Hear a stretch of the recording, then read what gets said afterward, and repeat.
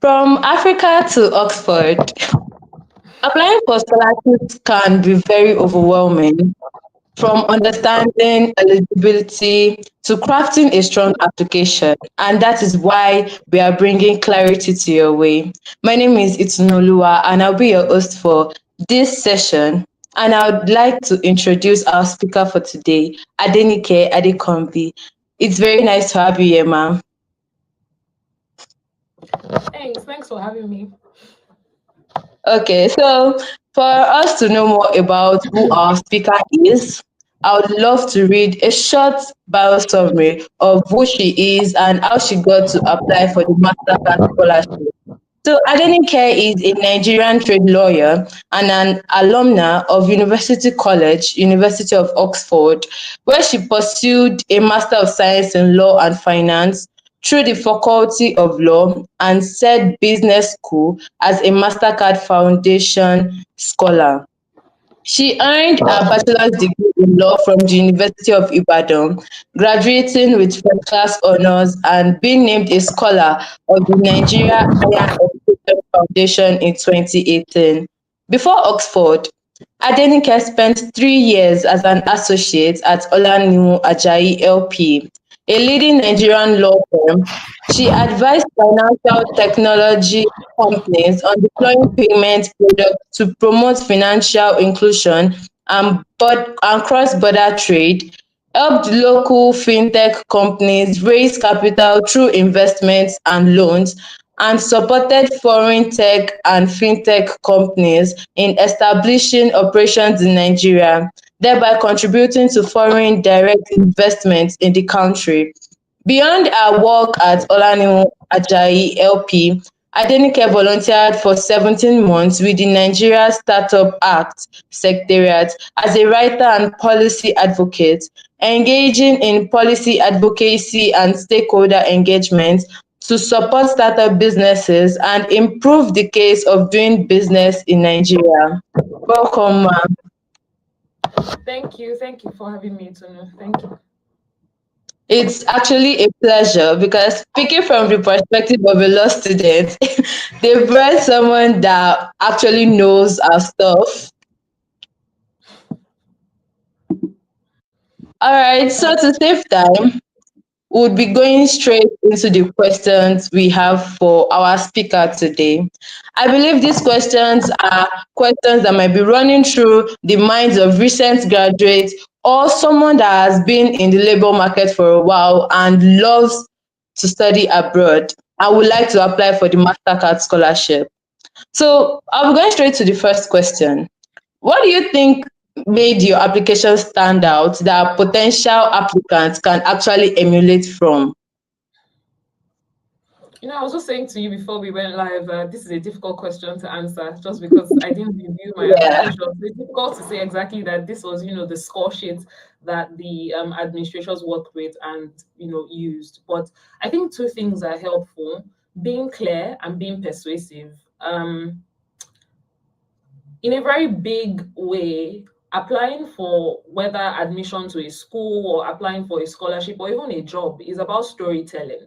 And you want to tell your story in a way that is clear, but is also persuasive. Because think about it this way: you're trying to convince a body of investors to invest XYZ amount of dollars or pounds in your life. And if you've done your research, you know that these schools are expensive to attend. So imagine this way: when you're putting together your application documents, you are telling yourself, I am trying to prepare a pitch document or a proposal to convince somebody or some people on the other side to invest this amount of money in me. I think if you think about it that way, you would reorient your mind and then you say, okay, is what I have written worth, £100,000? Is this worth $100,000? Have I sold myself like a product that would be worth this amount of investment? It sounds a bit transactional to say, but that really is, I think, the picture that should be in a person's mind when preparing an application document, so that by the time you have that picture in your mind, you try to be clear when you're communicating who you are, what you offer, or why they should invest that amount of money in you.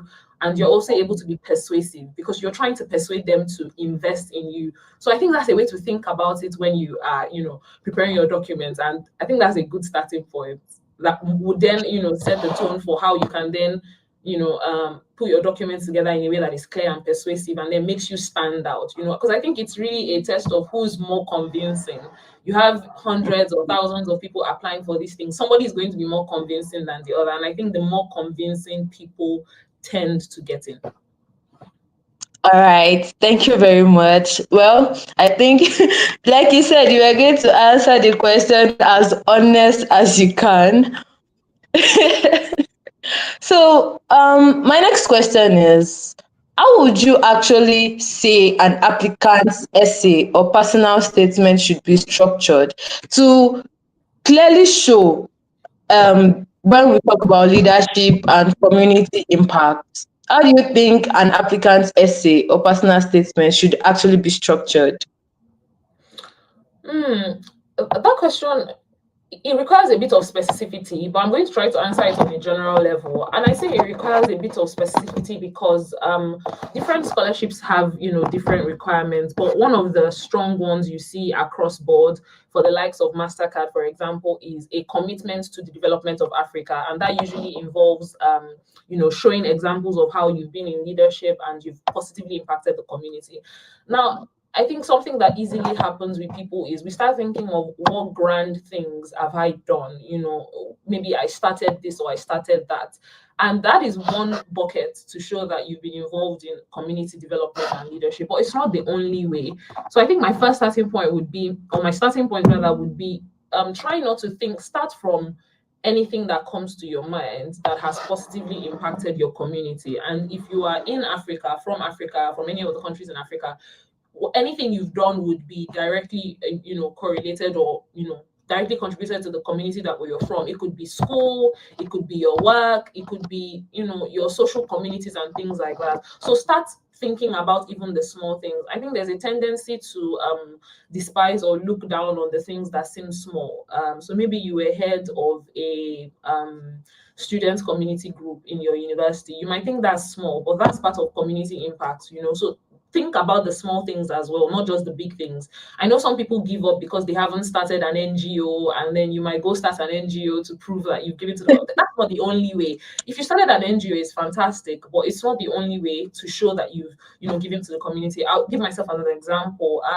My volunteer experience, or it wasn't an internship, it was a volunteer experience with the NSA, was one of the things that I used to show how I'd impacted my community. But that didn't involve me starting anything. It was started at a much higher level that I was capable of and was very beyond me, but I was part of something. So being part of something also counts as community development. I think that's point one. Then the second point would be, how do you structure it to show clearly what you've done? It's not enough to say I was part. You also need to explain what you've done and what the direct or remote, how does that directly or remotely translate to the benefit of your community?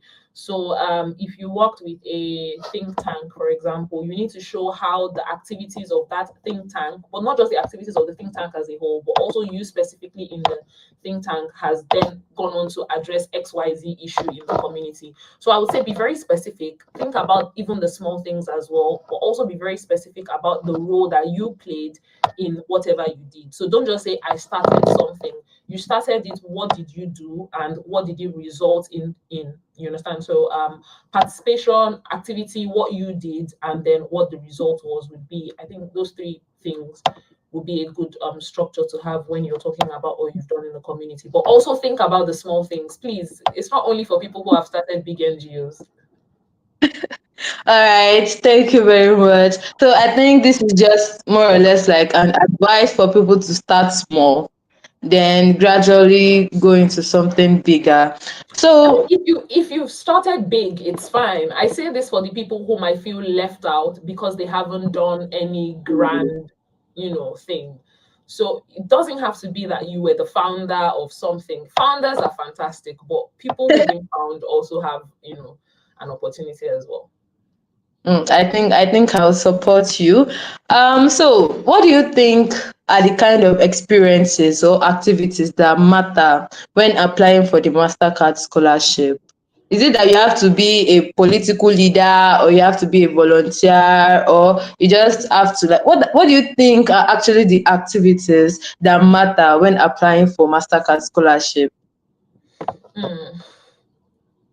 Okay, let me start by saying what I think may not matter. And I say this very circumspectly. I'm being very careful. Like I said, I'm not on the review committee, so I must be very careful what I say. But I do think something that wouldn't matter is activity for activity's sake. So sometimes when you look at somebody's application packet, you can tell that they have undertaken lots of activities simply for the purpose of telling the admission committee that I am a very active person. And I think, Yeah. these people have reviewed applications for years and across societies and across time. So they have a sense for some of these things. When you see the application packet of someone who has just, you've amassed lots of activities, you've volunteered up and down, and there is no sense of coherence about what your motivations were, they can Mm. tell. So I would say activities that don't matter are activities just for activity's sake, doing just to say I have done. Mhm. Sometimes they would weed you out. So that's something to be careful about. Sometimes we can be very scattered. Oh, I'm here. I've been in the literary and debating society. I'm in the drama club. I'm in the this. I'm in the that. You're in everything, but there's no coherence to it. Activities that matter would be activities that show a clear sense of motivation about why you did what you did, right? Um, a clear sense of interest. I don't want to use the word passion because I think the word is overused. So I'm going to refrain from using the word passion. But I think a genuine sense of interest and a clear sense of motivation in those activities. So, say for example, right, if somebody has gone to volunteer somewhere, maybe because they have a passion for human rights and they've gone to maybe volunteer with the ombudsman in their society, and there is a clear sense from their story that their motivation is clear, that they are not doing this simply because to keep busy. They are doing it because there's a clear sense of motivation about why they think they should deploy their time to that activity. Things like that tend to show. So, in activities or experiences that matter are those ones that have a clear sense of motivation as to why you did it and what exactly, what led you to do it, why you did it, about it did you enjoy, things like that, and not just activity for activity's sake. So, for example, you could have a scholar who maybe was actively involved in sports. Not many people are, but this person might have a clear sense of motivation as to why they were there, why this is valuable use for their time, and how, again, that links back to community. So, I would say, activity for activity's sake, no, but activity that has a clear sense of motivation and interest, definitely. I think those are the activities and experiences that matter and count. Yeah. So if I want to apply now, I can probably go into volunteering, or I should go and teach. So So, so I realize that there's some people who might be, watching this and are still at a much younger stage in the process. So let's say you're in 400 level and you look at your CV and you go, I don't have enough. I don't have any experience. Maybe I've been more of a book person. I'm just reading my books. I'm not really involved in society or in community and all of that. It's not the time to panic and then start joining every random helter skelter society or volunteer experience. That would be activity for activity's sake. It will be time for you to sit and say, what do I like? What am I interested in? What motivates me? And then is there any community or are there any activities around me that I can channel that motivation and interest through? So if you enjoy teaching, if you could take a break during your holiday session and go to a school around you and volunteer, but make sure it's something that has a clear sense of motivation and interest, not just randomly joining things just to fill your yeah. CV up. I think that's something to be careful about. Yes, thank you very much for that. So, well, people actually apply for scholarships and they end up not getting accepted. So, what do you think are the mistakes that applicants often make, that you'd say, okay, you did this wrong, and I think this is a mistake? Because potential applicants now are wondering, oh, what am I to avoid in my essay, or what am I to avoid in my application? So what should you say are the mistakes that majority actually make, that you advise potential applicants not to make? Okay, so let me start by saying that the resources are smaller than the pool of people that need them, right? And I remember having a conversation with one of the administrators of the MasterCard scholarship in Oxford when I got in, and he said, it gets to the by the time they get to the final stage of the interview, very rarely do they have candidates that are actually not worth it, right? But they need to pick. And so most of the time, they are actually letting go of otherwise good candidates that they would have chosen had the pool or had the pie been bigger and they could share it, amongst more people. But that's one of the first things. So I say that to say sometimes you might not get in even though you've done lots of things well or most of the things well, just because the resources are smaller than the group of people trying to access them. So I say that maybe as a way to comfort someone who might have gone through a series of rejection. But that being said, right, there must be a reason why A is chosen over B. There must be a reason, right? And I think something that is very overlooked is having researched the program very well. I'm a bit surprised by just the incidence of people who are not very familiar with the programs that they want to apply to, right? So if you want to go for something, I think you need to understand it really, really well. And I say this to anyone that's reached out to me. The first step is really to research the program well. And this applies whether you're trying to apply for admission to a school or you're applying for the scholarship. You need to be very familiar with the program. This, I would even go as far as to understand what the profile of previously selected people have looked like. Right, what do these profiles look like? And many of these organizations, thankfully, they have a page on their website that just contains details and the bio of many of these past scholars. I would say start there, look through those scholars, sort of try to identify what the common thread is. Don't let it discourage you, right? Because I know sometimes maybe you might for some schools you might go and say, okay, maybe a majority of people here finished with first class and maybe you have a strong 2-1. It's easy for you to give up then and say, oh my god, I don't have a first class and everybody has a first class, therefore no. But like, check, does the requirement say you must have a first class or a strong 2-1 is also allowed? If a strong 2-1 is also allowed, don't disqualify yourself because you didn't have a first class, right? But be very familiar with what the program requirements are. Like, go through their website, read, go through the brochure, download it, read it again. What are they looking for? Be very familiar with it. That familiarity is so important. And I'll say do this for your admission into the school program precisely, but also do it for the scholarship as well. Please research, be very familiar, know it like the back of your hand. I think that's step one. That the scholars who get in are typically people who are very familiar with the program and the requirements of the program. They know people who've gotten into it in the past. They know what exactly, they've spoken to some of them as well. So that I think is a good starting point. But like I said earlier at the beginning of the interview as well, also be very clear. Sometimes we take for granted that people know what we're saying or that what you're saying has been communicated, but not necessarily.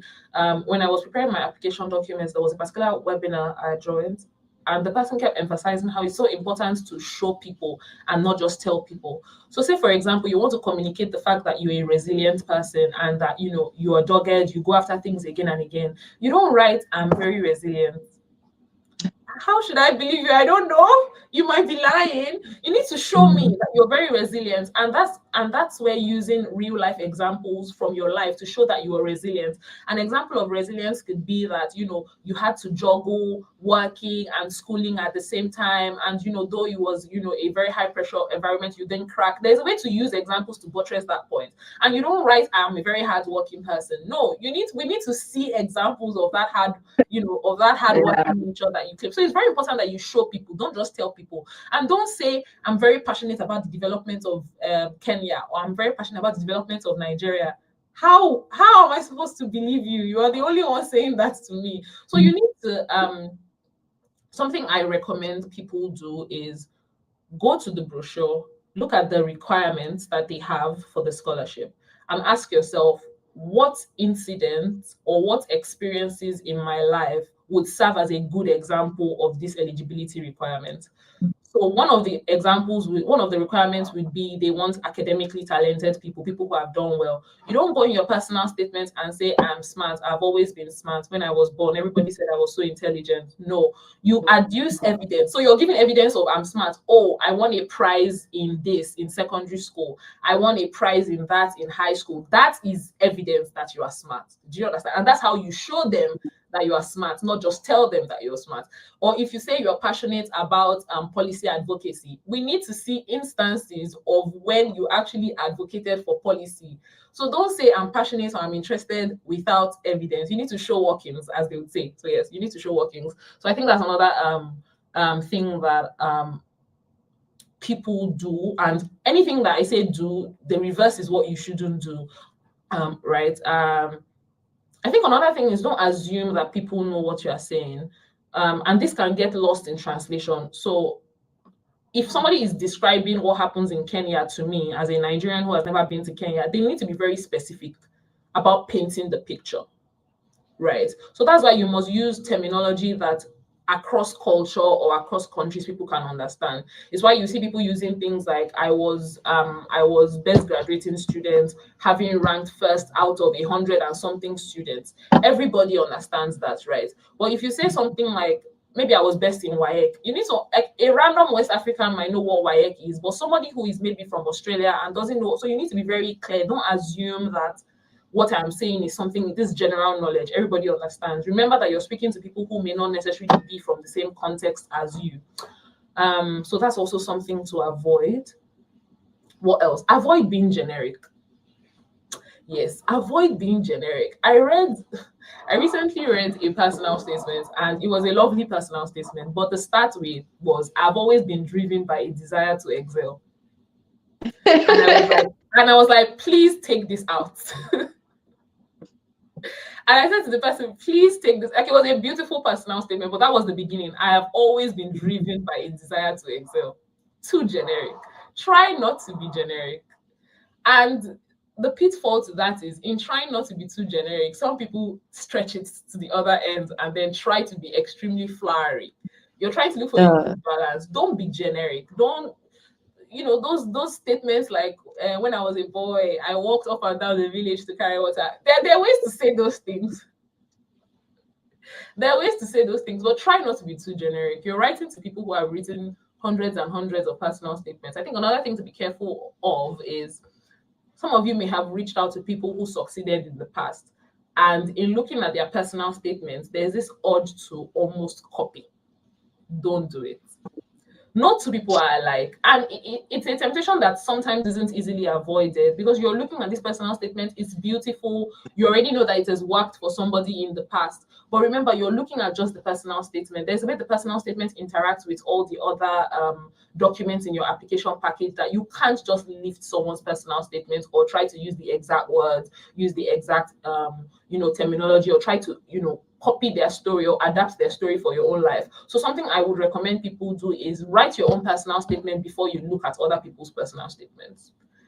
Write yours, then send it out for review and look at other people's own, so that your mind is fresh and you're not having too many preconceived notions of how a good personal statement should look or what a winning personal statement looks like. So try not to copy someone else's personal statement. That's also something to avoid. I think that's all that comes to mind right now. But if I remember any, I will set it in later. All right. Thank you very much. Thank you very much. I think people would know what they ought to do and what they ought not to do now. So, what applying? Well, they ask for your financial needs and everything. So, how does an applicant demonstrate financial need in a way that is actually convincing but still professional? So if we're speaking about the MasterCard scholarship in Oxford specifically, I'm not sure that there's a requirement for you to show financial need. I'm looking at the eligibility requirements right now, and I don't think that it is show that you are poor or show that you have financial need is one of the eligibility requirements. But in practice, or in reality rather, it turns out that many of us who get in have some kind of need, right? And yes, there's a way to portray your need in a way that is still dignifying. This is a tough one. I would say be factual. Be very factual about what your need is. It can get emotional, but try not to be emotional. Don't write your personal statement in a woe is me, I have suffered so much in this life, help me because I have suffered. No. There's more to your Mm. application than I have needs. Everybody has needs in life, right? There's more to your application than I have needs, right? So I think one of the helpful ways, for example, is to weave stories about your needs into stories about resilience. Stories about how you've made the most use of even limited resources available to you. So you might highlight the fact that, oh, I did have this need, but despite this, this disadvantage or lack of privilege, quote unquote, I was able to make do with this and this. Now, when you say that, it communicates to someone who is reading your application packet that if you have done this much with only 5 loaves, what will you do if you had 100 loaves, right? That then communicates a sense of resourcefulness, a sense of resilience and hard work. So I think there are ways to weave your story in a way that shows that you're a person of value, not a person that is dejected and suffering. Because it's not at the end of the day, the scholarship isn't a poverty alleviation scheme, it's an empowerment scheme, and you're more likely to empower somebody who has already shown promise or potential in a certain direction. So you're not selling, woe is me, I've suffered a lot, come give me money. No, you're selling, despite these limitations, I have made the most of my life up until this stage, and I would like your resources to assist me to get even to the next stage. So that's how I would say you should weave the story and be very factual. Don't try to be unnecessarily sentimental or emotional about it. Be factual. If you went to a public school because your parents couldn't afford it, explain. Unlike maybe XYZ percentage of children between the ages of 11 and 18 in Nigeria who attend private schools, I fell into the population who attended public schools. This meant, be very factual about what it meant. Do you understand? Like, be factual about it. I would say facts, not too much sentiment about whatever you do. It can get sentimental. Don't get me wrong. It can get sentimental, but try to err towards the side of facts. All right. Thank you very And oh much yes, for that. Victoria, please don't lie. Don't All lie. right. Go Don't on. Go lie. on. Don't lie. I know sometimes we can embellish the truth. Like, yes, you may not have been wealthy, but don't lie. Don't lie about poverty that you didn't have. It's not ethical, it's not ideal. So yes, that would be the next one. Don't lie. All right. So to the people that are actually viewing us, don't lie. It's not good to lie. So, well, yes, let me say all scholarship applications that majority have heard about, there is something very important, and that is your recommendation letter. So, what role do you think recommendation letters play, and what would actually make a strong recommendation letter? Fantastic. I think I really love this question. I really, really love it. I'll use myself as an example. When I wrote my first, I did a draft of a recommendation letter to someone because sometimes you reach out to recommenders and they might ask you to provide a draft for them. So I had one of such people, and I sent it to a friend of mine who had worked with an organization like this, and to give me feedback. And his feedback was, "You've written this in a way that it could have spoken about anybody. Like, we could remove your name and put in any random person from your class and it would still be perfect." I think we often don't think of recommendation letters as part of our application document. We think of it as just the extras, but it's not. I like to think of your application to any program or any scholarship as a holistic thing, not disjointed things that are not related. You are the person, your story, or you are the product in the middle of the document, and each of those documents must buttress something about the product. So I think of your CV as I think of the CV as a quick snapshot of the professional and your academic life. That's the brief snapshot, right? Your personal statement is where you add color to your CV. So I might see in your CV that you volunteered with the NSA or you volunteered with the Global Shapers, right? But your personal statement, and I will see what you did there in quick bullet points. Your personal statement is where you give me color as to what motivated you to join, what are the things that led you there, how you felt about it, and things like that. So while your CV is just a snapshot, your personal statement adds color. It gives a sense of clarity about what motivates you, what your aspirations for the future are, and things like that. So that's what your personal statement does. Now, your recommendation letter is third party buttressing what you said. Again, it is sufficient for you to say, I am smart, I am the next best thing after fried rice and all of that. But a recommendation letter is we want other people to say, your source cannot be, I don't feel like give you. When someone asks you what's your source, you say, I don't feel like give you. Like, you can't be the only one praising yourself. Your recommendation letter is for third parties who have, well, ideally should have experienced you in an objective manner, who are then, adding credence and are buttressing the things that you said about yourself. So recommendation letters are extremely, extremely, extremely important. They're very crucial. They're not like the aside or the extras to it. So because they're so important, it's important that you pick recommenders that are willing to speak about you in glowing light.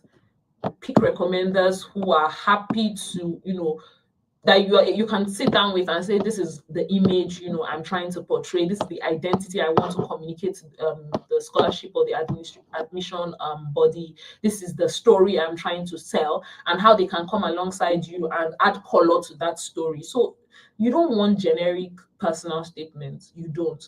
So if you're reaching out to a lecturer, for example, maybe it's a lecturer that supervised your project, you want your recommendation letter to contain, instances of how they experienced you. Or this was how this person started out their project. They were a bit confused and blah, blah, blah. But after, 9 months of guidance and all that, I was very pleased with the quality of work that they had churned out and things like that. So you need to pick somebody who has experienced you. We don't want generic, I taught Adenike, she's very smart, she always attended classes. That could be true of the entirety of your class. So how important is the recommendation letter? Extremely important. Extremely, extremely, extremely important. Thank you very much. So, would you say recommendation letters should be from, let's say, someone you've worked with or someone that you've had an experience with? What would you say about recommendation letters from maybe someone that's, let's say, a mentor, not necessarily someone that you worked with? So I think for most bodies, and this would require some specific research into the program, but for most scholarship bodies, they are fine for you to provide a recommendation letter from someone who knows you in a non-personal capacity. And by non-personal, it excludes friends and family members. They usually want somebody who knows you professionally. And I think for most people, so far your mentor isn't your uncle. Most people, your mentor is somebody you've met professionally and you've connected with, right? So if that is somebody that can write about you in glowing remarks, that has experienced you in an objective manner. So one of the reasons you exclude friends and family members is because they're not objective. Your father can't write, your father might be your mentor academically or professionally, but he can't write you a letter of recommendation typically because he's your father. He's going to say you're great anyway. So we need objective third parties. And I think a mentor can be an objective third party, provided that they're not, and often many people have their lecturers as mentors, their bosses at work and things like that. So I think a mentor is fine. Just somebody that has observed you objectively and can speak to you, the quality of your character and your person and the quality of your work and things like that. So yes. All right, thank you very much for that. So, when we talk about, okay, yes, grades are very important when you're applying for a particular scholarship, and most scholarships actually want maybe a first class or a strong second class upper. So, apart from grades, what do you think would actually make someone stand out when applying for the MasterCard scholarship? Fantastic.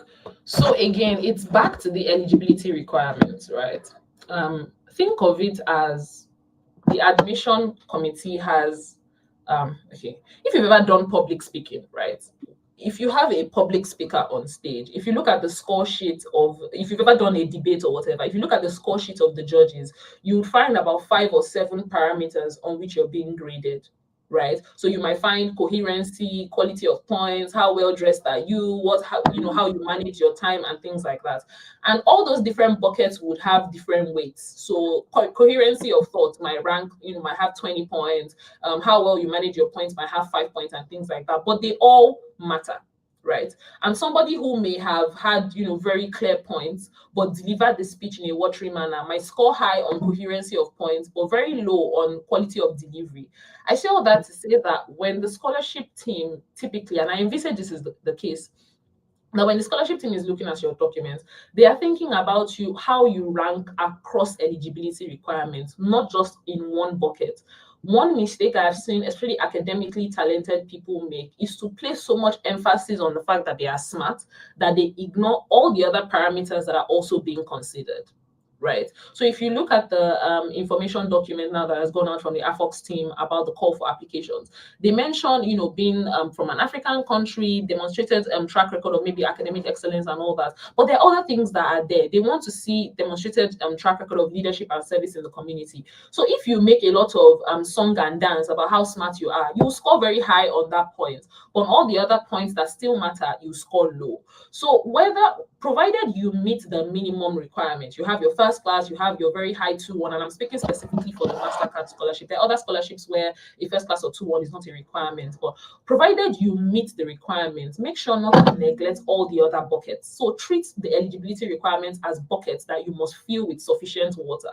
So you don't want to have bucket one very full, is overflowing, and the other ones are just very scanty, just halfway full, or even maybe one quarter full. So you need to make sure that you are doing well across all parameters. You're adducing evidence to show that on every parameter of judging me, I am doing well, or I meet your eligibility requirements and even more. So that's something to be very aware about. So for any scholarship you're applying to, but specifically for the MasterCard scholarship, make sure you look at all the eligibility requirements. In fact, I would recommend having an Excel sheet or a paper where you draw lines, draw a table, each of the eligibility requirements as a heading, and asking yourself, have I shown this? Have I shown that? Have I shown this? Have I shown that?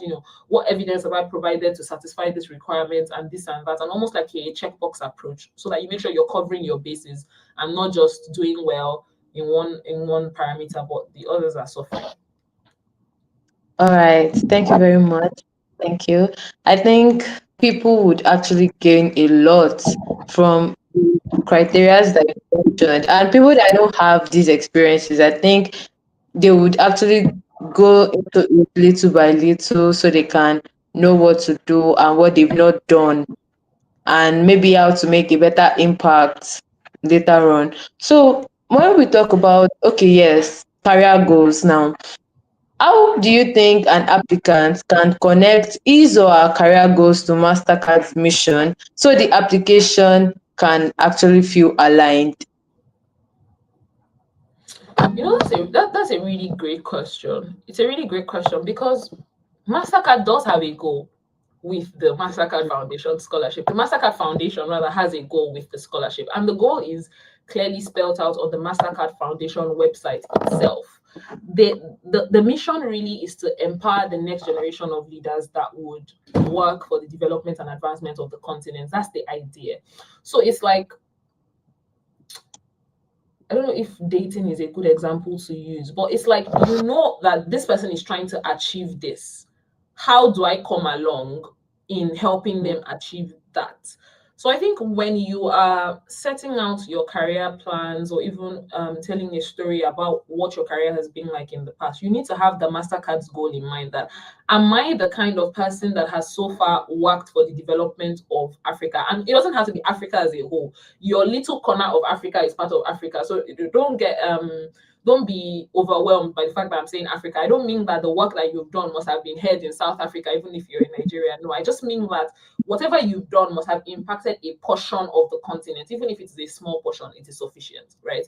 So you need to have in mind that, okay, the work I have done so far, how has it impacted my continent, i.e., my portion of the continent where I am? Nobody's everywhere in the continent, you're in a bit of the continent. So you need to think about that, right? And having in mind that the MasterCard's goal is to raise the next generation of leaders for the continent. So how do I show that I am part of those next generation of leaders that they then want to invest in? Remember the investment analogy I gave earlier? They are pouring money into you as an investment. You need to show that you are the target audience. And how you do that is really very case specific. I want to be as practical as possible, but how a lawyer does that, a lawyer that works in human rights, how a lawyer that works in human rights will do that, how a lawyer that works in corporate transactions, they're very different. But you need to identify whatever work you've done, whatever volunteer experience you have, you need to identify the effect. So it takes I find that trying to prepare an application packet for scholarships or admission, it requires a lot of introspection. You need to think about it a lot. That okay, we went to Ajangba, the senior secondary school. We were mentoring SS3 students. What were we envisaging would be the impact of that? You need to be thinking effect. I did this, but what was the effect that I observed, and even what I didn't observe, right? If you're advising on a project finance transaction for the construction of roads, you are not on the road directly building, and pouring tar and mixing cement and all of that, right? But you are in the background, you are working on the transactions that makes the money available to then, fund those road projects. So that is cause and effect, right? Because I worked on this, the money became available. Because the money became available, this road was constructed. It doesn't mean you constructed the road, but you are part of the conduit by which the road became. So that's how you think about it, Or if you're a teacher, that's how you think about it as well. I did this, but what did it result to? And what would that result to? And what would that result to? So you need to think about it that way. It takes a lot of introspection, but I think it's very, very possible. All right. Thank you very much for that. Thank you. Well, I think this next question is quite personal. So, what do you think, or what was the part of the process that was hardest for you, and how did you handle it? Also, if you were to reapply, what would you actually do different? This is like a two-in-one question. Let me start with a joke. I don't know that I want to do anything different because whatever I did got me in. So I don't know that I want to change anything. But I'm joking, but I'll get to that later. Partly joking, partly serious. But what was the hardest part for me? The hardest part for me was that introspecting part. I think it's very difficult for you to sit down with your life and ask yourself questions about your life. I don't think many of us do that. And it takes time. It takes time because sometimes it is the thing that you've overlooked about yourself that you actually need to be weaving into your story. And so you often need to, at least in my own experience, I found I had to ask myself, why am I looking down on this experience? What if it fits my story in a certain way? Also, if you are a bit reticent about talking about yourself, you might find yourself shy to toot your own horn. So I struggled a lot to talk about myself in my personal statement in glowing ways. Like I don't know how to like I mean, like for some people, it's easy. They are able to write that they are the next best thing after jollof rice. I struggled to do that. I was often asking myself, "Oh, I hope I'm not overselling myself. I hope I'm not, exaggerating my competence and all of that." I was very reticent about that. And I think your personal statement requires you to be humble but bold at the same time. And they're not things that negate. You need to be bold, but you need to also be humble about the things that are true about you and the things that are not true about you. Some of the mistakes we make sometimes is to embellish so much we're lying. And then you could also make the mistake of understating so much that you are not getting up to par of what you actually are. So the personal statement requires you to find a good balance in the middle where you're not underselling yourself, but you're not over exaggerating your competence to the point that you are lying as well. So that really requires a lot of sitting back and asking yourself questions. I found rather in my own experience that having a notepad where you're scribbling and asking yourself questions. This place I volunteered, why did I do it? What was I thinking about when I said I wanted to go and volunteer at this place? Is why I said activity for activity's sake is not helpful. Because if you then start to ask yourself those questions, you find that, oh, I just did it because I wanted to put something on my CV. I don't think that's a nice enough motivation for anything. So, it ties back to that point. But you do need to sit down and scribble a lot. Think about it. At what point did I decide that I wanted to be a lawyer? What was I thinking at the time? How have my motivations changed over time? Because you're changing, right? So you also want to capture how, you've changed from some of us decided that we wanted to be doctors, lawyers, engineers at 10. But the reason you were thinking of at 10 is not the reason at 23 or 24. So you also need to capture how you've changed over time. And that only comes by really sitting down with yourself and thinking and asking, why am I doing this? What's my motivation? What's my interest? And I think that was the hardest part for me. And I think it's the hardest part for most people because when you rush through it, it shows compared to somebody who really knows themselves. like I said earlier, you are the product that you're selling to them. So you really need to understand the product well, i.e., you really need to know yourself well in this case. And I think that's a difficult part for most of us. And it was for me. If I were applying, what would I do differently? I think maybe I would have been more courageous. Maybe I would have been more courageous. I think, yeah, I was, like I said earlier, I was a bit reticent about tooting my own horn. So maybe I would have been more bold about, the things that I have done and the things that I have experienced. I think another thing I would have done differently, and I think I did do it, but it took a while before I came to that realization that when you are preparing your scholarship story, your application documents, you're not thinking only about what you've done, you're thinking also about what you've experienced. And I find that this is very true of Nigerians. We're very eager to say, I did this, I did that, I did this, I did that, I did this, I did that, I want this, I want that, I want this, I want that. But you also need to think about what you've experienced. And I say that because many of us have very similar CVs. Let me explain, right? If, say, you are the best graduating student in your class, or you're positioned to become the best graduating student in your class, right? Your CV is going to look very similar to the CV of somebody who is also best graduating student in another school, right? You guys would have, pursued the same track and things like that. So I think it's very important to know that what distinguishes you most times from someone else is what you've experienced. None of us have the exact same experiences in life. So if you're able to highlight your experiences more, I think you'll be fantastic. And if I could go back, maybe I would have done that more as well and not be too stuck on what I have achieved or what I have done, but also what I have been and what I am being. I think I lost it to know for a bit. Hi, Itunu.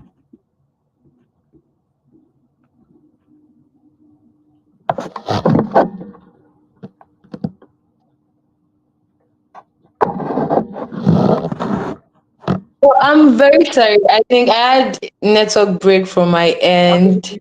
I figured. So please continue.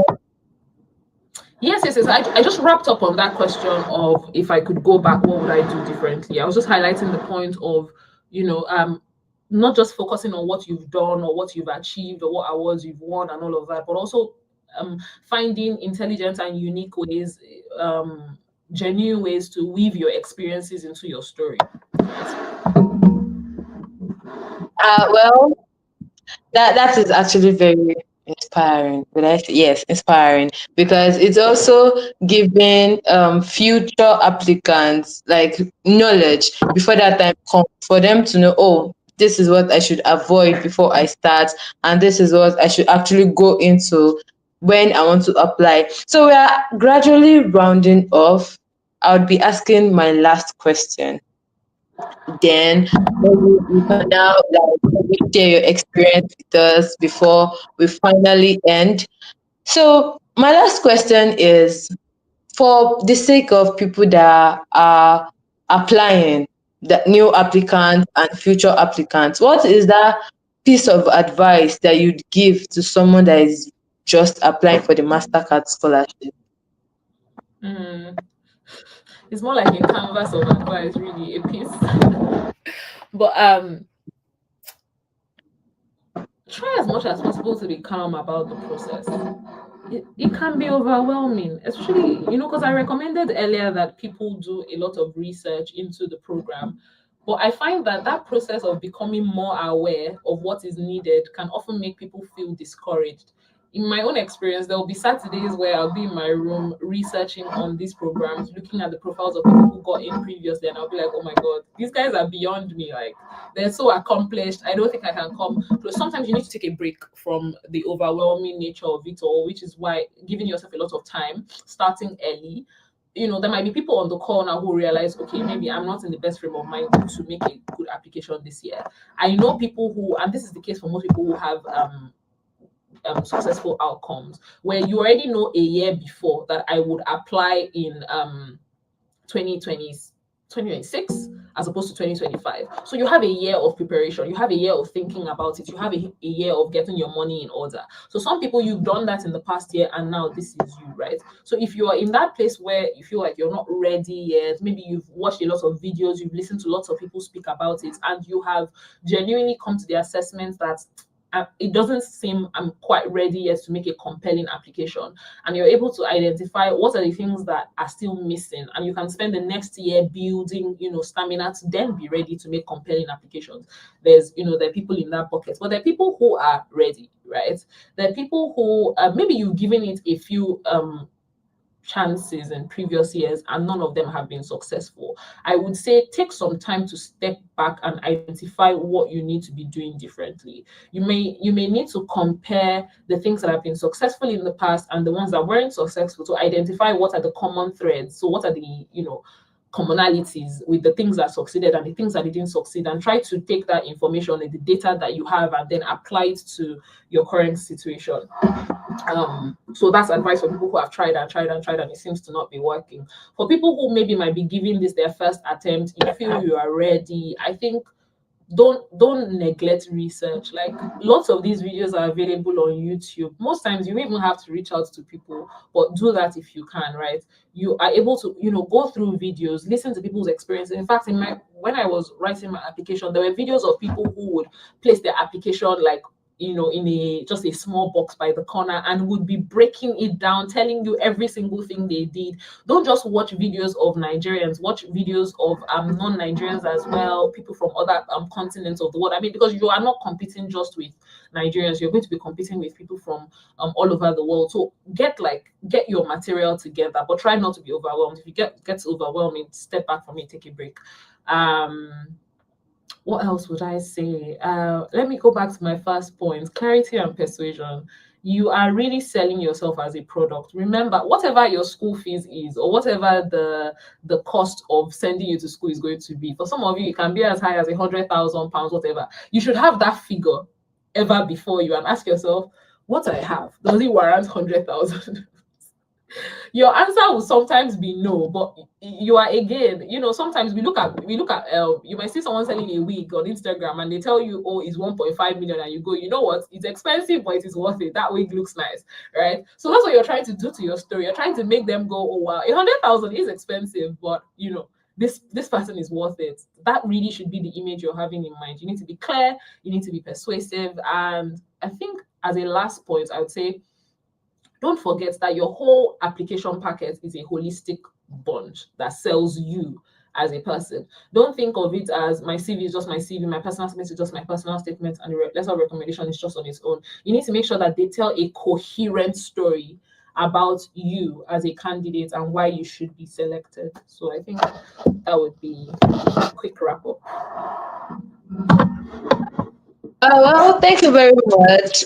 I think that is actually my last favorite question. I don't know if there are some other things that we might not have asked that you'd like to share as a scholar of the MasterCard scholarship. Like, it was amazing. That being a MasterCard Foundation scholarship, I think it was a lovely experience. I would say to anyone who is contemplating it, please give it a shot. Like, I think the possibility of being rejected, whatever percentage that is worth the risk of the fact that you would actually get it. I think it's as amazing as any scholarship gets. I really think so, because I think the moment you get it, like, your worries